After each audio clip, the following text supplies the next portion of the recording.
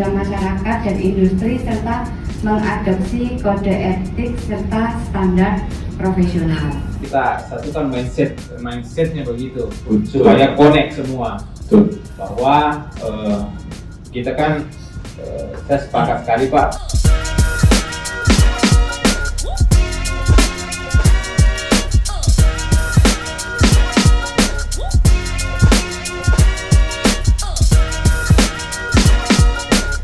Yang kami dapatkan dalam workshop kali ini yaitu tentang OBE, di mana tentang mengapa dan pentingnya, misalnya apa tentang OBE itu, mengapa penting OBE itu. OBE menjadi penting karena ketika kita mau mengikuti perkembangan atau daya saing di dunia pendidikan, ternyata kita memerlukan adanya OBE sebagai suatu standarisasi tentang khususnya ketika kita mengikuti akreditasi internasional, walaupun itu juga harus menyesuaikan dengan kebijakan dari pemerintah ataupun perkembangan teknologi. Nah, yang kami dapatkan dalam pelatihan ini adalah kami mempelajari secara detail tentang apa itu OBE, bagaimana untuk desain kurikulumnya tentang OBE, bahkan sampai dengan pada rubrik yang dituju. Pada hari ini khususnya kami diajak untuk belajar yaitu tentang OBA-nya. OBA-nya yaitu tentang penilaiannya untuk kurikulum OBE itu bagaimana, itu diajak. Bahkan di dalam pelatihan ini kami diajak juga dengan praktisnya atau melalui pelatihan-pelatihan sehingga kami memahami betul mengenai rubrik-rubrik dan alur untuk penyusunannya. Memang di dalam OBE itu kita menggunakan standar untuk CDIO di mana ada 12 standar, dan di sini kami juga diajak lebih jauh mempelajari tentang CDIO silabi yang menjadi core atau menjadi domain dari penyusunan OBE dan OBA. Jadi ada banyak hal yang saya dapatkan dari kegiatan workshop OBE OBA ini.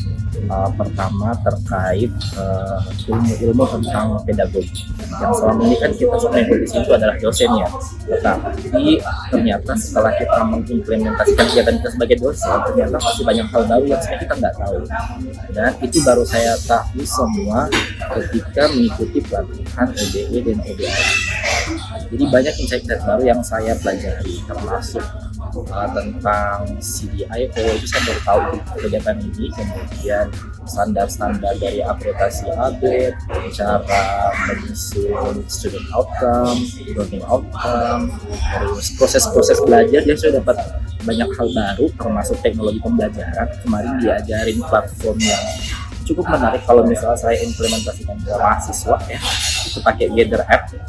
Terus banyak teknologi pembelajaran yang cocok untuk diajarkan ke generasi gadget. Berarti banyak hal yang saya baru tahu semenjak di sini. Padahal saya sebenarnya sudah punya pengalaman jadi dosen sekitar 5 tahun, dan saya baru tahu ada juga yang kayak gini loh. Jadi ini memberi insight baru bagi kita semua. Wah, sebenarnya setelah kita banyak pengalaman, ternyata masih ada lagi nih di atas kita nih, masih banyak lagi hal yang baru, dan semakin kita belajar semakin kita nggak tahu sebenarnya. Jadi terus menggali dan menggali. Itu yang saya dapatkan ketika mengikuti workshop OBE dan OBA. Antusias, sangat senang sekali mengikuti workshop ini karena dikemas dengan baik oleh tim Poli Batam, di mana mulai dari pematerinya, kemudian cara menyampaikannya, sistemnya, kemudian umpan baliknya, dan itu sudah disusun secara sistematis sehingga kami mudah untuk memahaminya. Bahkan melalui praktek-praktek yang diberikan kita dalam bentuk yang group work, itu kemudian kami dibimbing oleh para fasilitator yang itu sangat meng-guide kami, sangat memberikan petunjuk, memberikan pencerahan di dalam misalnya kami ada kesulitan sehingga kami dapat memperbaiki hal-hal atau mengisi yang masih belum kita pahami.